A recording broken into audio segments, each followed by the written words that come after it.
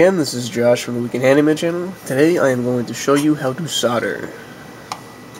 There are two different types of soldering methods that I'm going to teach you.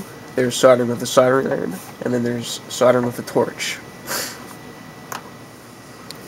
First I'm going to show you how to solder with a soldering iron. Now when you're going to be doing this, there's some prep work that you need to do.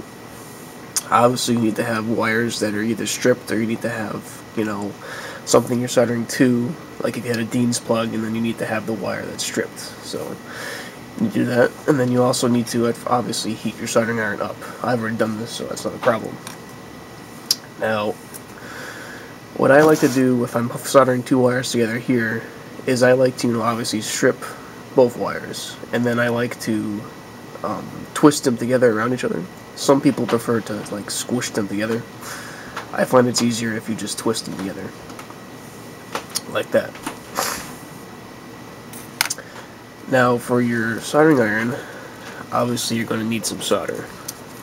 Generally just rosin core, solders works best, but you might have your own personal preference. Now before you get started, obviously you need to do what's tinting. What you want to do for tinting is just take some solder, put it on the soldering iron kind of like that, just so that it gets on there. And then you're ready to solder your wires together. But before that, I just want to show you some quick tips and tricks that I've learned over the years.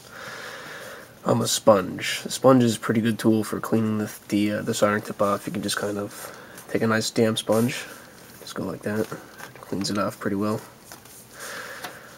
You can probably see that there's a bunch of solder that just came off of there. So it works well. If you have something that's kind of really caked in there, you can just take a brush like this, clean it off.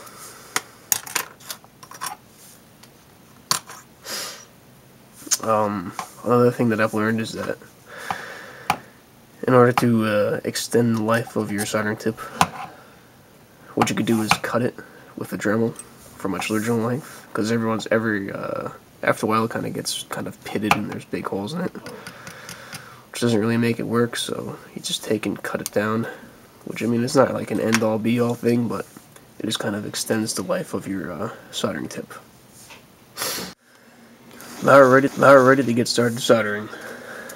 So what you want to do, grab your soldering iron, make sure it's nice and thin, and then come on over and you just kind of hold and heat up the wires. Now, you want to resist the urge to just go in and pound the soldering iron, or pound the solder on the iron itself, because the idea is for the solder to get all in the wires and whatnot, so make a good connection. In order to do that, you have to heat up the wires, and so it's the wires that's melting the solder, not the soldering tip itself. Now this is also where tinning the soldering iron comes into handy, because it helps to conduct the heat into the wires a lot better than just the soldering iron just kind of rested on there. So after a while it gets all nice and hot. You can just see it kind of goes in there, and the soldering just kind of gets all in the wires like that. And you just let it soak in for a second and pull away.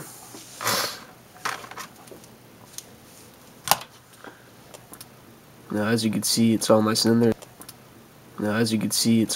there. The casing on the wire got a little melted, but that's not that big of a deal.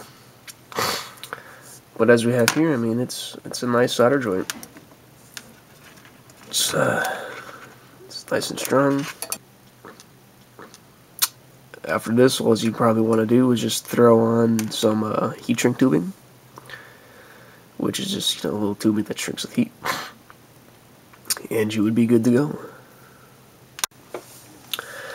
One last note about soldering irons. Generally, it's best to get the highest wattage that you can get, and it's usually better to have the whole soldering station thing where you can actually control the heat. But this is just a 45 watt, which it's worked well for me, but I'd rather have something more like 60 or something like that. The hotter the better. Now I'm going to show you how to solder using a torch. Now I have kind of a small collection of torches here. I do have one more, but I'm not going to bother showing it to you because it doesn't work anymore. This is a nice one that I usually use for my my brass tubing, like this stuff right here. This works really well for that. It's nice, small use of the handle. Oops, works pretty good. This is my newest addition. It's another small one like that, but this one you don't need to match. Lights up like that. Got a little bit of a temperature control there. It works pretty good. And you got this big one now. This is usually what you'd use for I don't know, probably like bigger pipes and stuff like that. But it, you know, works under the same concept.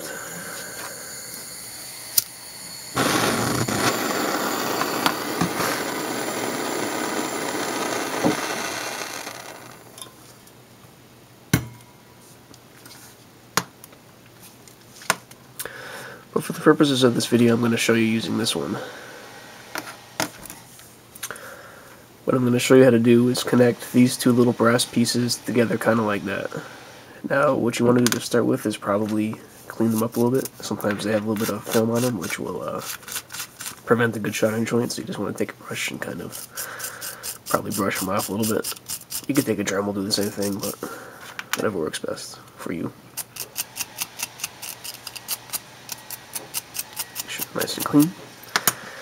Then it's best to probably have something like this. Like this is, I think, what you call a third hand thing. It has magnifying glass and it's a lot of your clips. It works really well.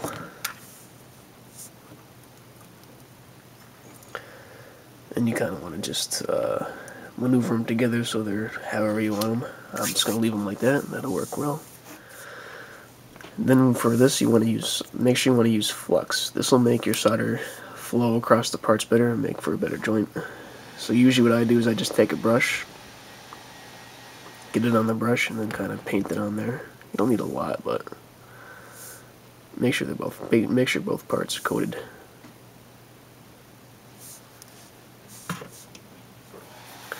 And for this, usually I just use this kind of solder. It's not rosin core. It doesn't have any flux in it, which is why I use that flux.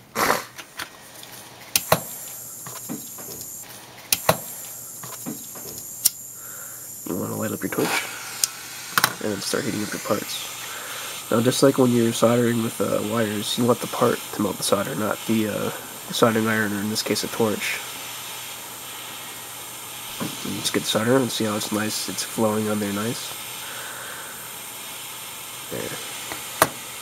And you want to make sure it's getting all nice in there, and then you just want to shake the torch off and just then it's all cooled off and off the third hand. You can see it's a pretty good solder joint in there. I mean, it's it's not perfect because I mean it's kind of there at weird angles and whatnot, but you get the idea. And I mean it's pretty strong. I mean you're not going to be able to break that. I mean it is just solder, so I mean if you really try you could break it, but overall this is not. And there's also not really a limit to what you could solder together like this. I mean I threw that together real quick for you. So that's strong too. And that. And with that, you can go and you could build something like this. This is all just the brass tubing soldered together.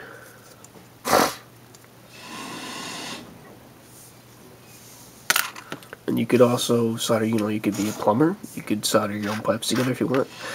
Usually, if you're going to do that, though, you want to use lead-free solder. This is 50% lead. But it all depends on how much you care about lead.